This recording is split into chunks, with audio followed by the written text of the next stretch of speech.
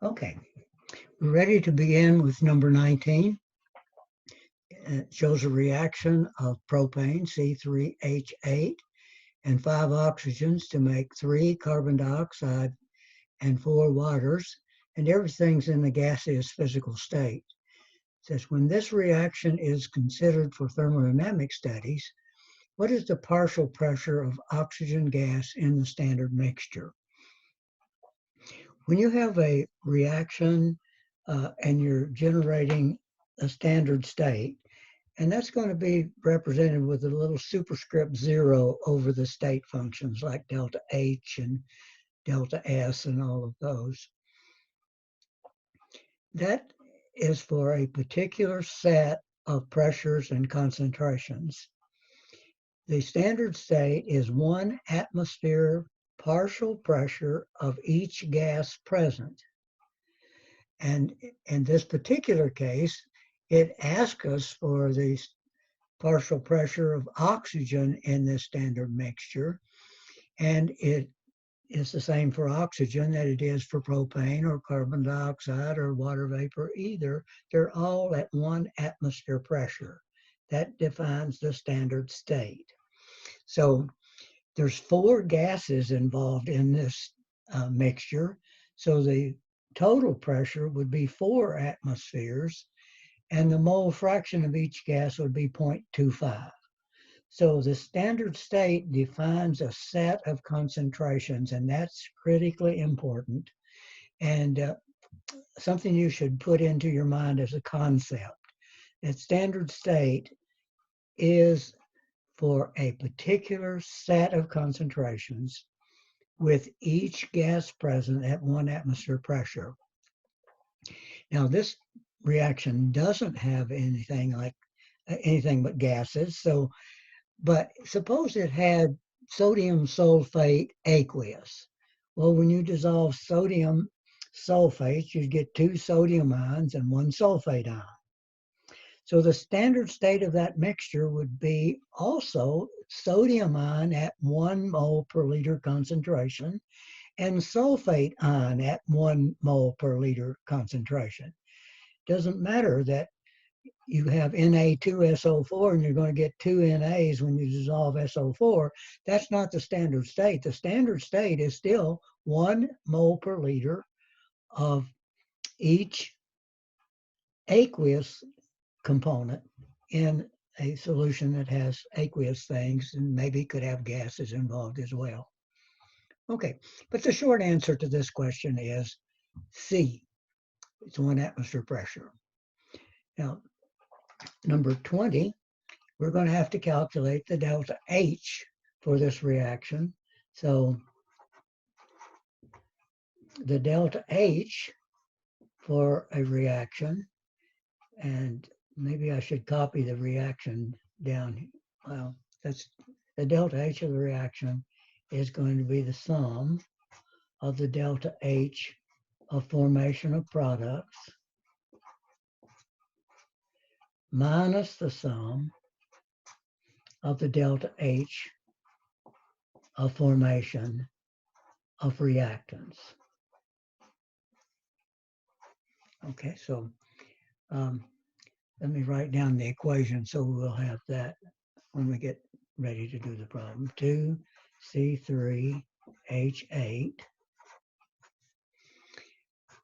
plus 7 O2s is going to 6 CO2s and 8 H2O, and everything's gaseous, so I'll just remember that.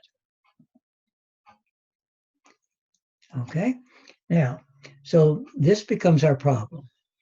We want to get the heat of formation, heat of the reaction, so we'll get the heat of formation of all the products, the carbon dioxide and water vapor, and subtract off the heats of formation of the reactants. And it says that we can use the data table. So I'm going to go up here and do that on my screen where I can see it. I'll tell you what the numbers are. Okay, so the delta H of this reaction then is going to be the heat of formation of the products. Well, the products is CO2 gaseous, and CO2 gaseous is minus 393.5.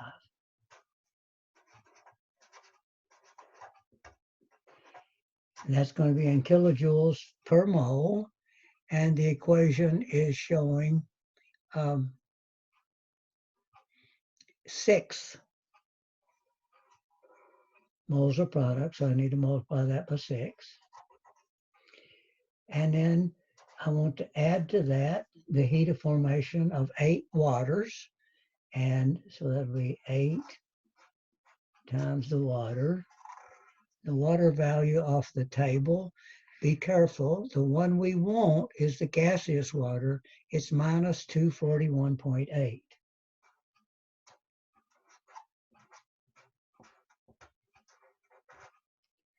Now these are all in kilojoules. And now I need to subtract the heat of formation of all of the reactants. Well, the reactant, we have 2 propane, so it's 2. And the propane value, C3H8, is minus 103.8. Okay, so I'm looking at the math I'm going to do. This minus times this minus means this term is going to be positive, but these terms up here are all negative. So I'm going to save myself a little time by doing this math as if it were positive, and I'm going to subtract each one of these values up here. It'll make the calculation go a little quicker.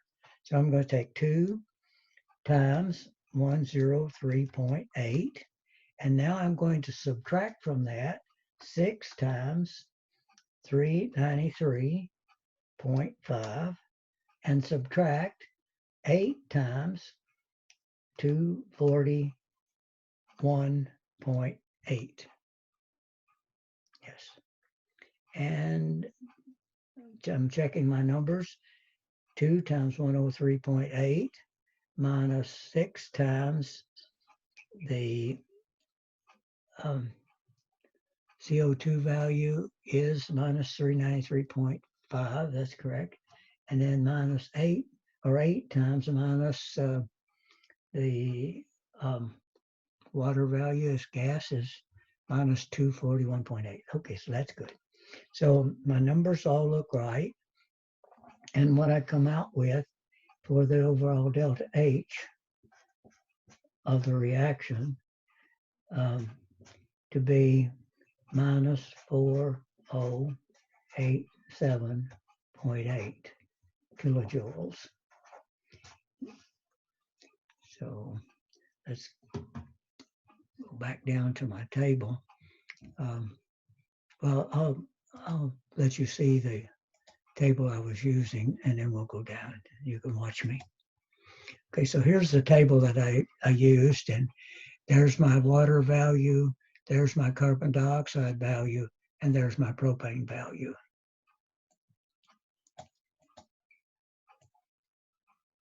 We were on number, what was it, 19, was it? Yes, we were on 19. No, we were on 20. Okay, so we got a minus 40887.8. So yes, minus 4088 is the correct answer for that one. Let's do, and that was number 20. Now let's do number 21.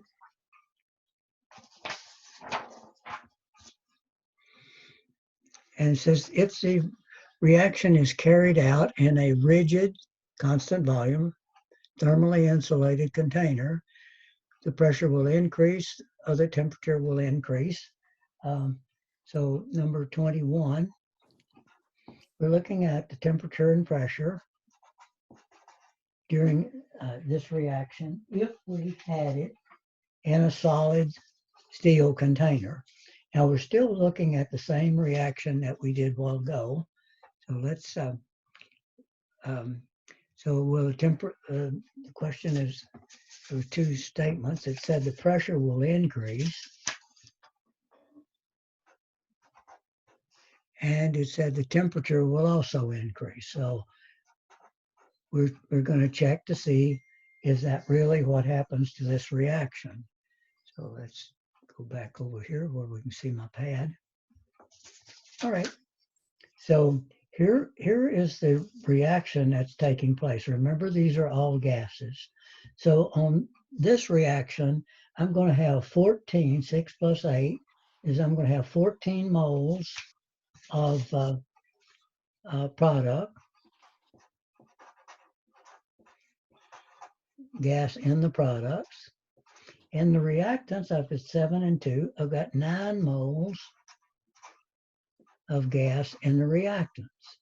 So let's think about it. If I've got the volume constant and I want to know what's going to happen to the pressure, well, in the reactants, I had 9 moles in that volume, but in the products, I'm going to have 14 moles. So the number of moles goes up.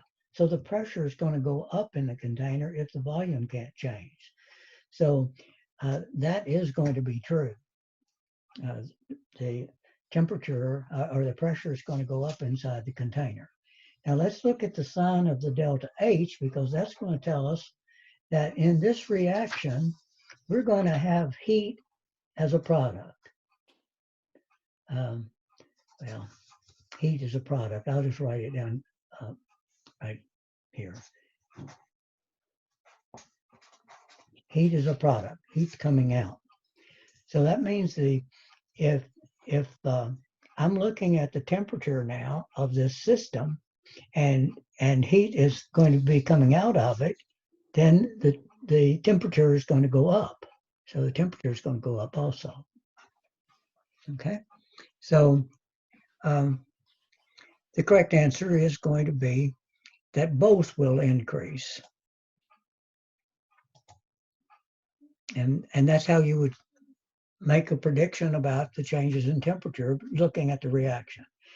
If heat is a product, heat's coming off, so the delta H will be negative, and the temperature will go up in that system if you insulated it, so the heat couldn't come out completely.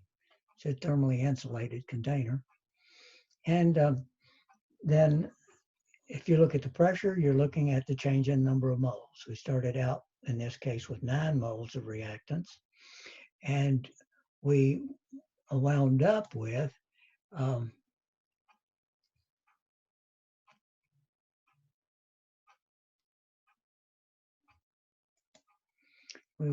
then with 14 moles of product. Okay. All right, so let's now look at the next one.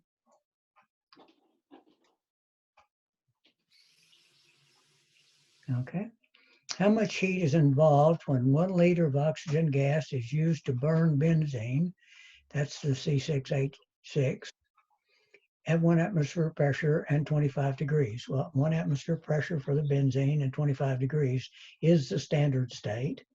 And the heat of this reaction, the standard heat of reaction, is given at minus 4394 kilojoules. Okay, so let's set up to do this problem. And we want to know the heat flow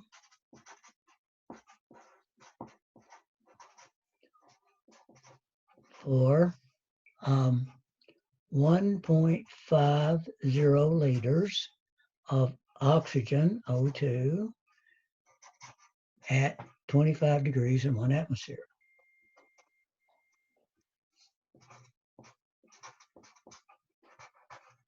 Okay, all right, so let's come back over where we can see the notepad again.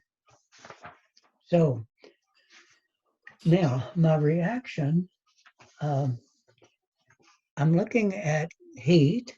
So the heat flow is the only product that we're concerned with, and it tells us that it's minus 4394 kilojoules is given off in that reaction. Now we're looking at oxygen. The oxygen in the balanced equation is 15 O2s. So I want to know how much heat I'll put a little question mark over the heat. How much heat for a given volume of oxygen?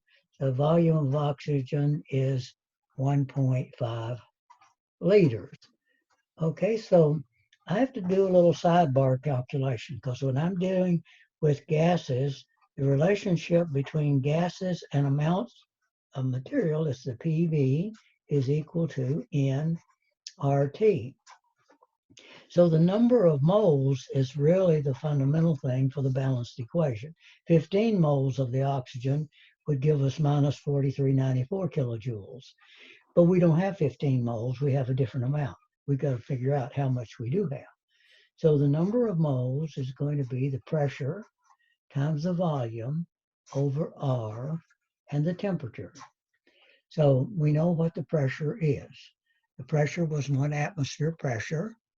The temperature, the pressure at the standard state.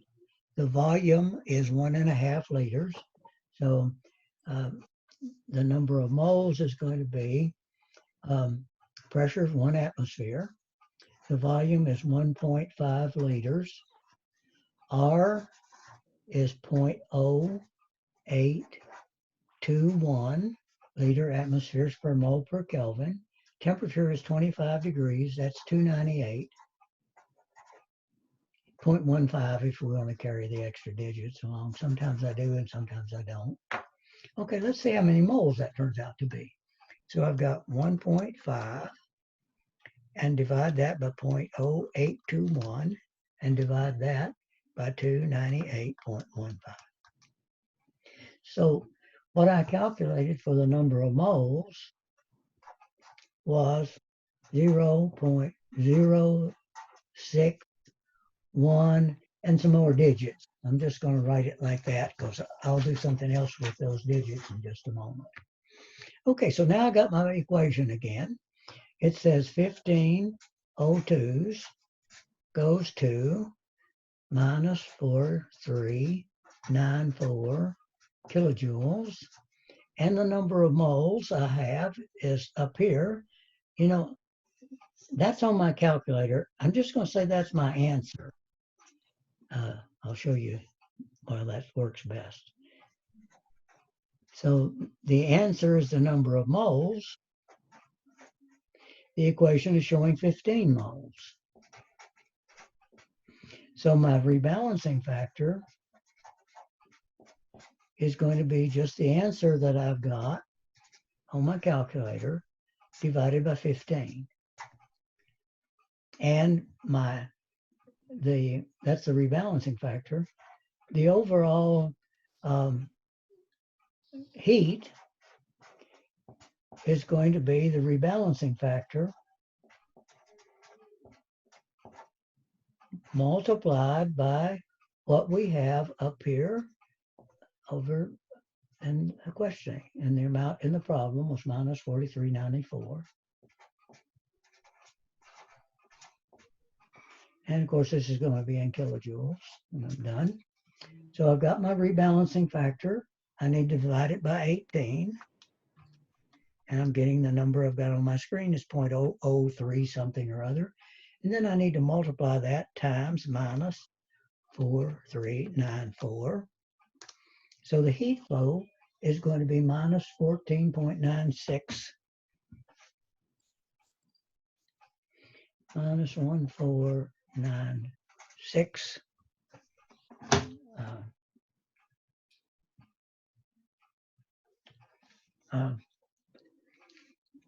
In kilojoules. Mr. Pearson? Yes. Isn't it divided by 15, not 18? Did I divide by 18? I think you did. Thank you so much.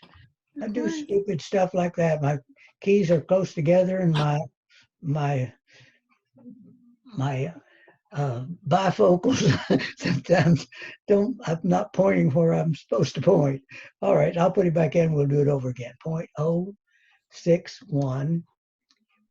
0.06127922284 was the digit I had up there.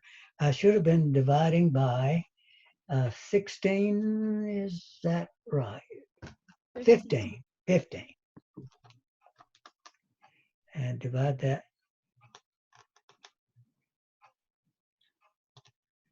by 15. And then I'm getting a different number than I had a while ago. That's 0.0404. And then 0.0404 times minus 43.94 gives me 1775.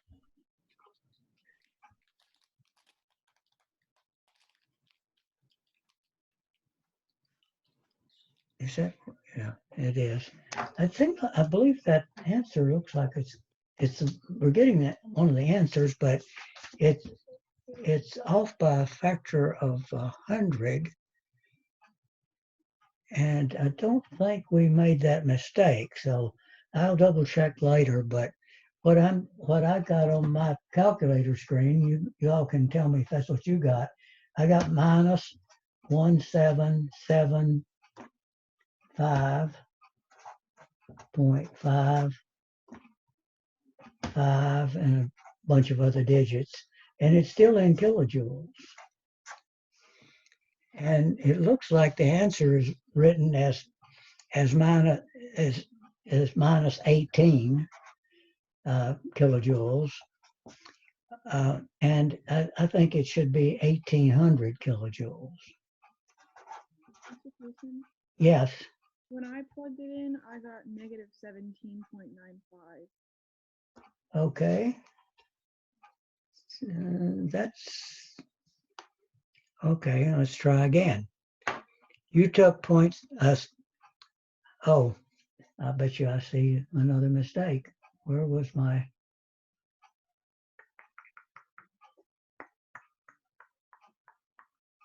Okay, the number of moles. Oh, I see. I put in 6.06. It was 0.0606. That's my factor of 100. You're right. Okay, but that is coming out then correct. Okay, very good. All righty, let's try now for the next one and see if we can do a little better with that. Okay. All right. And it is evolved because the sign was negative. So, all right. And number 23 is how much heat is involved when 1 mole of benzene reacts with 5 moles of oxygen. Okay.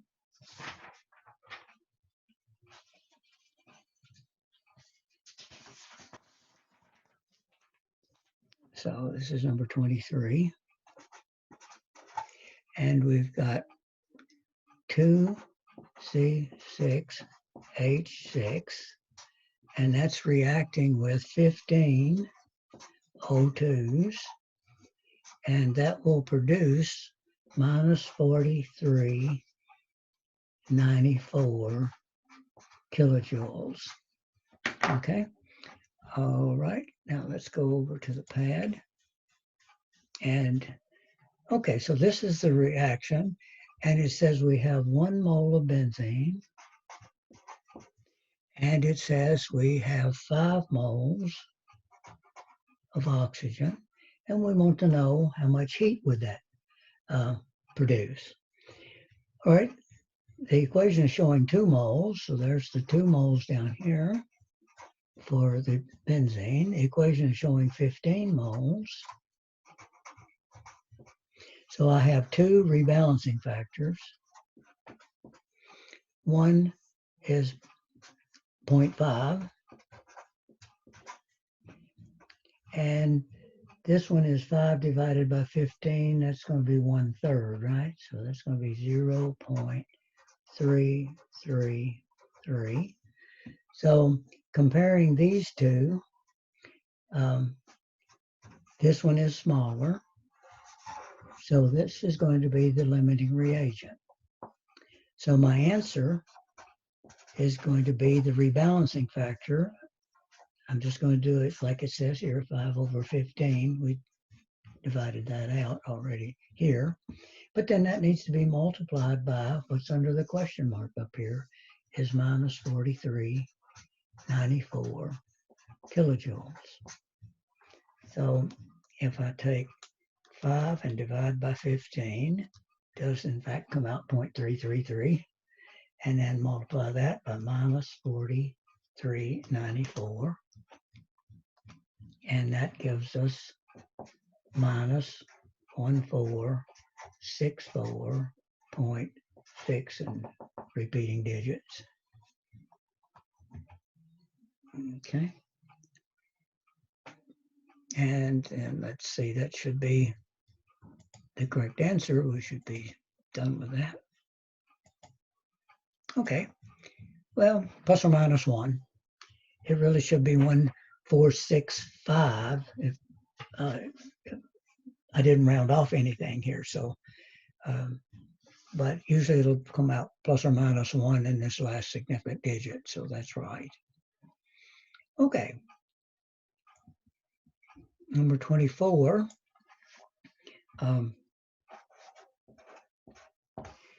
Now, we're using bond dissociation.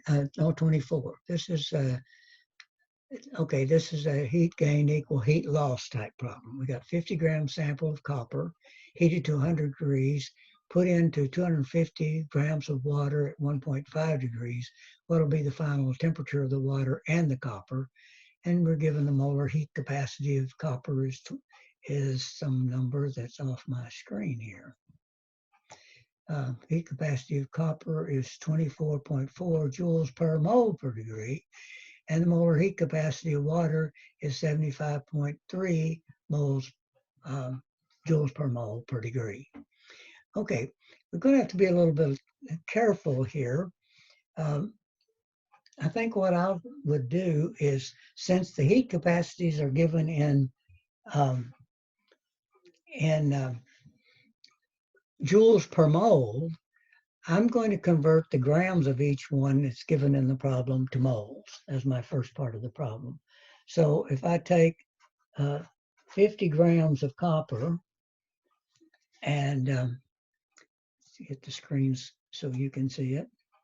If I take 50 grams of copper and the copper molecular weight or atomic weight for copper is 63.55.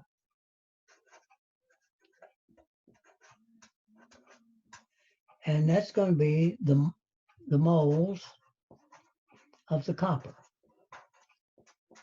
Okay, so here we 50 divided by 63.55.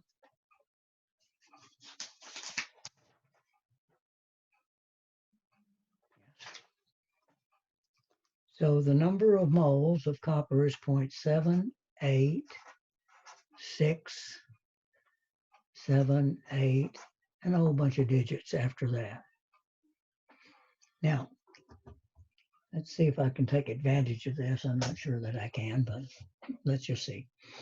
Now, if I'm looking at the copper and I'm looking at the water, the copper is starting out at 100 degrees C. So the mass of the copper is going to be the answer I just calculated on my screen. That's the number of moles. The heat capacity of the copper is 24.4. That's in joules per mole per degree Kelvin, times the temperature change in the copper. The copper started out at 100 degrees and goes down to some new temperature X that I don't know. And I'm going to remind myself that this digit is 0.78678. So I can use that in a minute. And now for the water, how much water did we have? Well, I got to get the moles of water as well.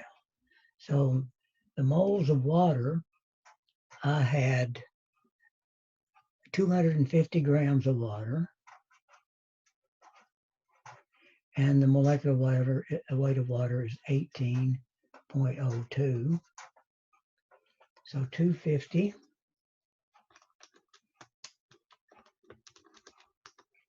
that number is going to be, and I see I'm not going to be able to round off everything or use the exact figures on the calculator easily anyhow. I'm not. That's going to be 13.873. The next digit would be a 5. That's more than I'm going to need. So that's the moles of water. The heat capacity of the water is 75.3.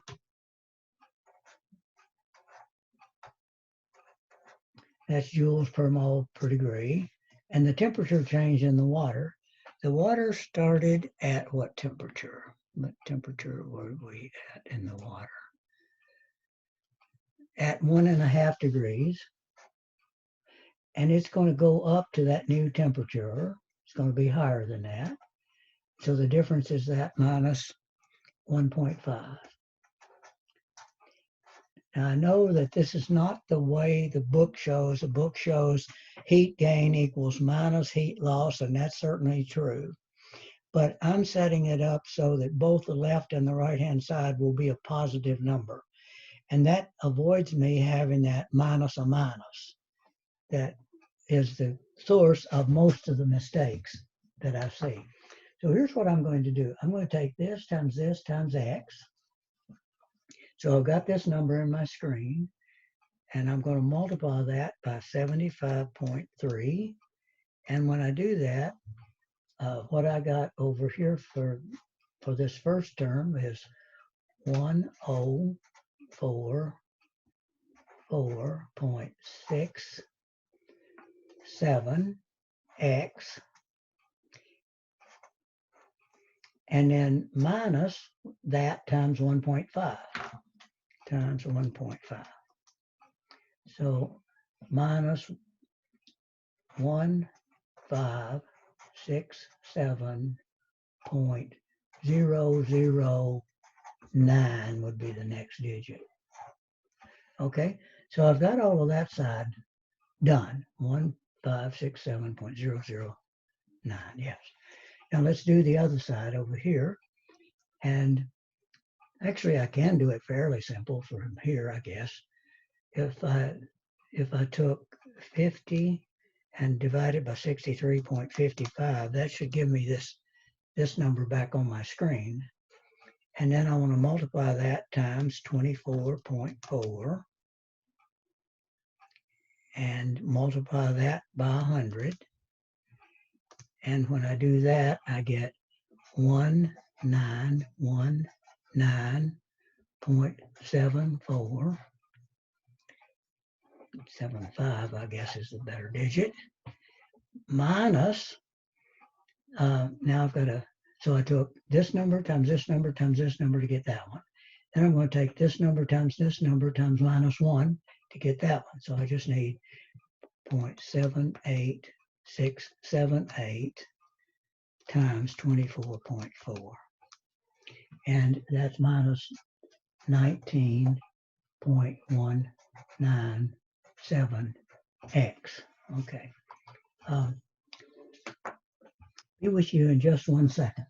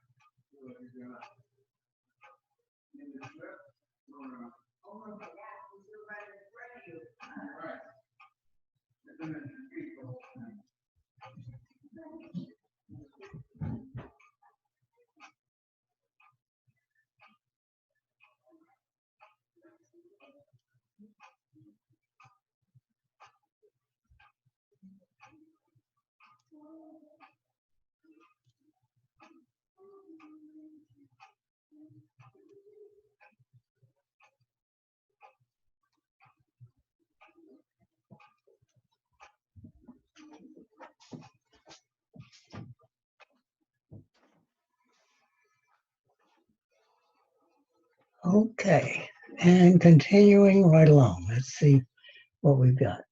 We've got this number and this number. This was an equal sign right there.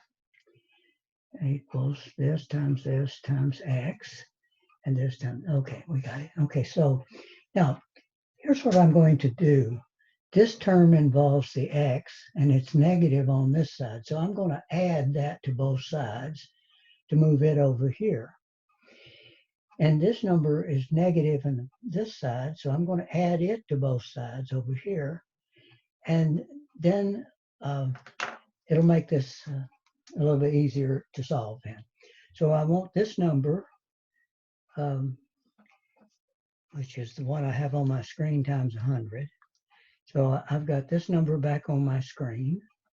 And now I'm going to add to that the 1567.009.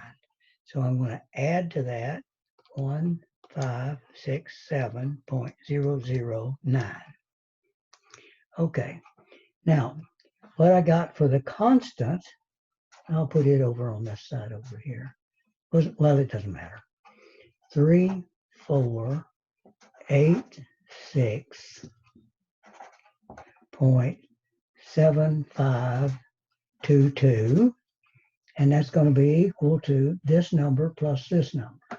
So it's going to be 1044.67 plus 19.197 is the next digit I see up there. Okay, so when I do that, I get 1063.38, 1063.867. And that's times x. 1063.867. Yeah. Now x is going to be this number divided by that one. So I'm going to take 3486.7522 divided by that answer, and I get 3.278. Well, 3.2776 or 3.278 should be correct. Okay, so let's go back up here and take a look at our answer and see that we did it correctly. And we did get the correct answer. Now, I think if you follow through that pattern, you should be able to work any of those problems. And you've always got a little bit of a check to see if your answer is correct, because your final answer that you get has to be between the two answers that you started out with. So it has to be less than 100 and greater than 1.5. So that didn't help us to eliminate any answers over here, but sometimes it'll catch a math mistake you make over here in doing the problem. Okay, let's look at the next one. The next one is get the heat of the reaction from bond energies. And the reaction that we want is, for number 25, is CH4. So I'm going to write it on my paper, and I'll come show it to you in just a minute. I'm going to write it out in its ball and stick model, if you will. And we're going to react that with Cl2, methane and Cl2. And we're going to chlorinate the methane. What we're going to wind up with is CH3Cl. And that's going to be C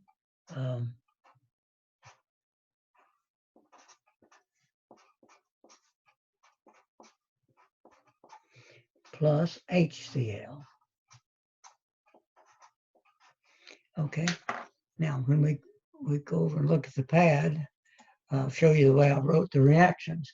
CH4, I wrote it in its bond, its valence bond formula, so I could see how all the atoms are bonded.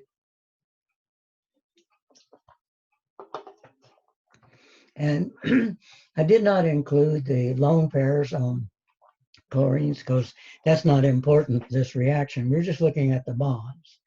So what we're going to do is imagine carrying out this reaction by breaking all of these bonds. Now the bonds I'm breaking, I've got 1, 2, 3, 4. I've got 4 C to H single bonds here. So I have to break up all 4 of those bonds, and I have to break the chlorine-chlorine bond. So and 1 C to Cl bond. Now let's look at the bonds that we're forming. Well, we're going to form this one. We're going to form a C to Cl bond, and there's just one of them. We're going to form 1, 2, 3 C to H bonds, and we're going to form 1 H to Cl bond. Okay, so I'm going to break these bonds. This is going to be positive. It's going to cost you energy to do that. You have to put energy in. These are going to be negative. Now, at this stage, we can save ourselves a little work. Since we're breaking 4 bonds and getting back 3, there's only one that's actually we're concerned about. So I'm going to take these 3 off and reduce this to 1 CH bond. And that's the net difference between the two. So now let's go to our data table. That'll save us a little bit of time and some potential error. So the data table is up here at the top. So there's the bonds. We need a CH bond or an H to C bond. That's it right there, 414. So this one is 414, and it's going to be kilojoules per mole bonds, and so we just got one of them. And then we're going to do a C to Cl bond. C to Cl, there it is at the bottom. This was the C to H bond. And the C to Cl bond is 331, and that's C to Cl. Whoops, I put that on the wrong side. That belongs over here. There it is right there. So I'll just write it right there beside it. That's 331. So I'm going to have to look that up again. The one I want is the Cl to Cl bond. Cl to Cl bond. Cl to Cl bond, that is 243.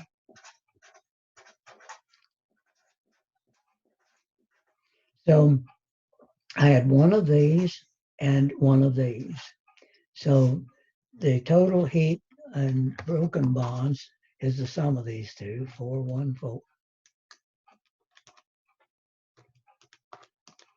414 plus 293, that is 707 kilojoules involved in broken bonds. That's a positive number. And I go over here and I look at my CCl bonds, and I've got a CCl is 331, and that's right. And an H to Cl bond is 431.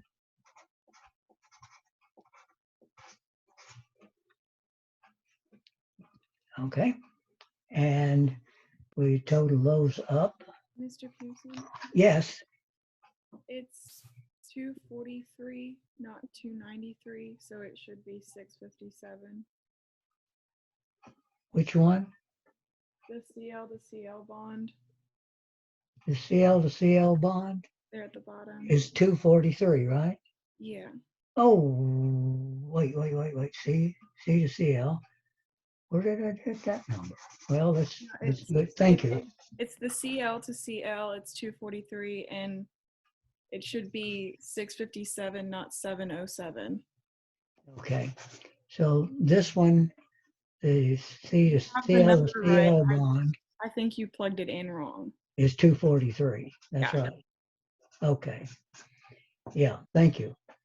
And now if we're okay over here, let's see, the H to Cl bond.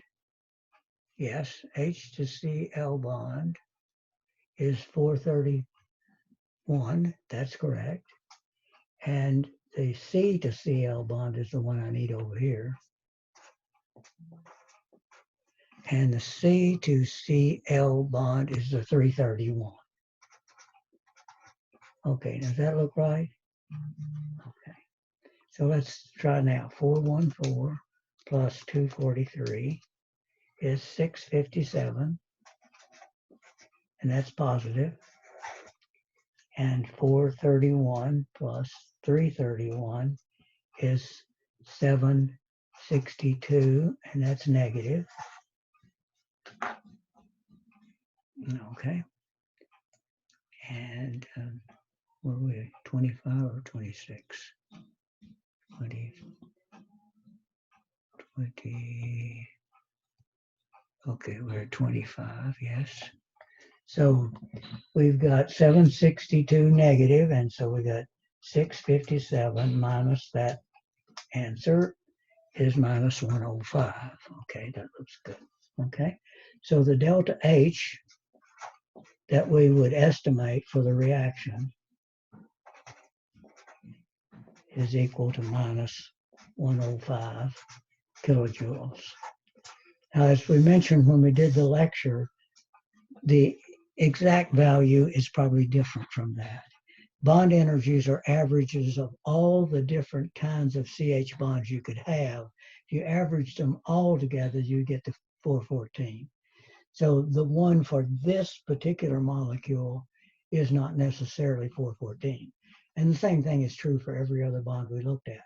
But so this is going to come out as a good estimate, but sometimes the heats of formation you need to do the exact calculation aren't known. So you're kind of stuck with doing it this way. Okay, so let's go back and look at the screen again. All right, we're doing 26 next. And we want to calculate delta E for a reaction. So remember now the delta E is the heat flow if the volume had been constant, but the experiment wasn't at constant volume. So we've got this reaction, this is number 26, and delta H is equal to delta E plus delta PV. Remember the definition of H is E plus PV. So we're changing the PV product, and now for an ideal gas, PV is equal to N RT. So a change in the PV will be just a change in delta N. So delta H is going to be equal to delta E plus delta N RT, where delta N is the change in the number of moles of gases involved in the reaction. So if I go up and look, now you want to be really, really careful because you could get suckered in right there.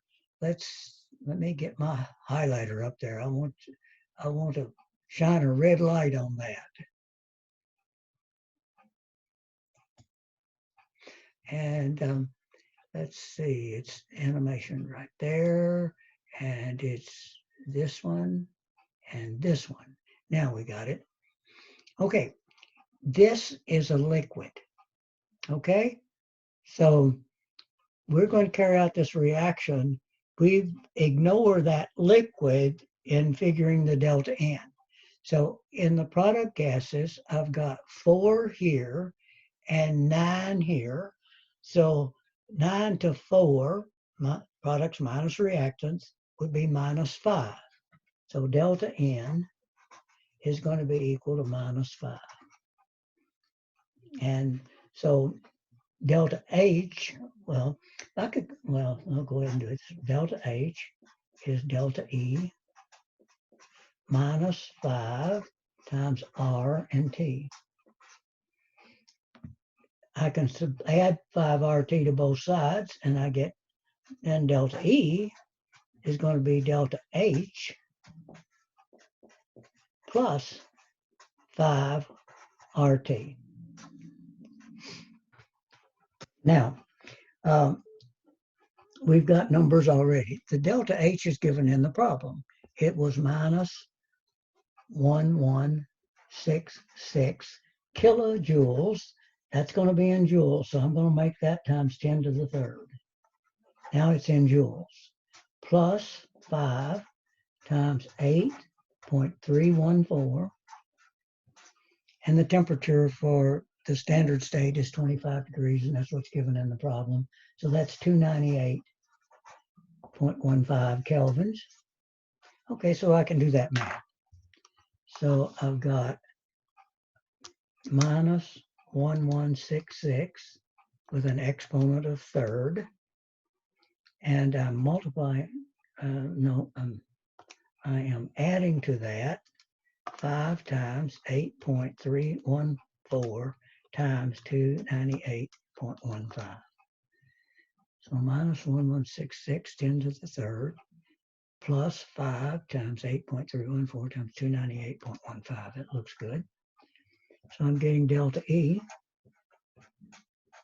to be equal -1153605.905, and that's in joules. The answer is given in kilojoules, so I need to divide by 1,000. And I get -1153.6 and some more digits here. So if we check our,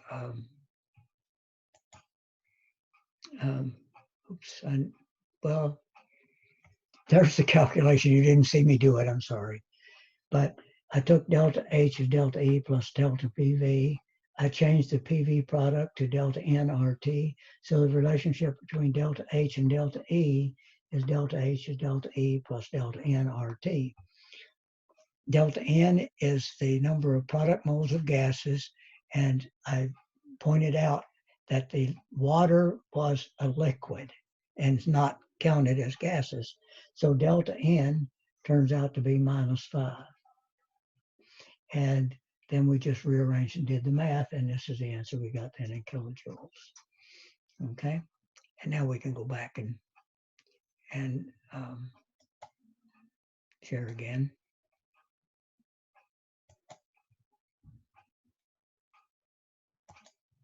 Okay, and -1154 is the correct answer. Mr. Pearson, Yes, where did you get the 8.314 from? that's the value of the constant R. R has 2 values. It's 8.314 joules per mole per Kelvin, and R is 0.0821 liter times atmospheres per mole per Kelvin. Okay. And these are 2 numbers that you need to memorize along with the units. So you see, if you're working in a problem with joules or kilojoules, you're going to use this value. If you're working with a problem that's pressure and volume, you're going to use this value. So just be sure you use the correct value. Okay, thank you. Yeah. Okay, we got one more to go, and then the exam will have 3 other surprises. But there'll be things that you'll know how to do. Meant to raise the average a little bit. Okay, here's the reaction. We want to calculate the work for the reaction. And so again, delta H is equal to delta E plus delta PV. And at constant pressure, work is minus P times delta V. So delta H is equal to delta E minus the work. So the work would be equal to delta E minus delta H. And that's sort of the quickest way to get it, since we just calculated delta E up there to be minus 1154 kilojoules. And we were given in the problem the delta H value is minus 1166 kilojoules. So I need a minus. Well, let's do it. Minus 1154 kilojoules minus a minus 1160 kilojoules from the given in the problem. So this term is going to be positive. So I'm going to take this number and subtract this number. So I'm going to take the 1166 and I want to subtract 1154. So I come out with it's equal to plus 12 kilojoules. Now, while we're here, I want you to think about, let me stop the screen share because I want you to, this is the math that we just did. This is a relationship between delta H and delta E and the PV, and work is minus P delta V. So this is a relationship we put together to be able to calculate work. And we got through and we came out with plus. Now, I want you to think about this. This is my reactants over here. And this is state 1. And it's got 9 moles of gas inside.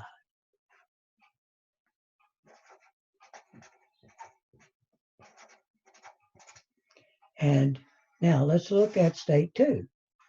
State 2 has 5 moles of gas. No, I'm sorry, it's 4. 4 moles of gas. That's 4. And that's in the products.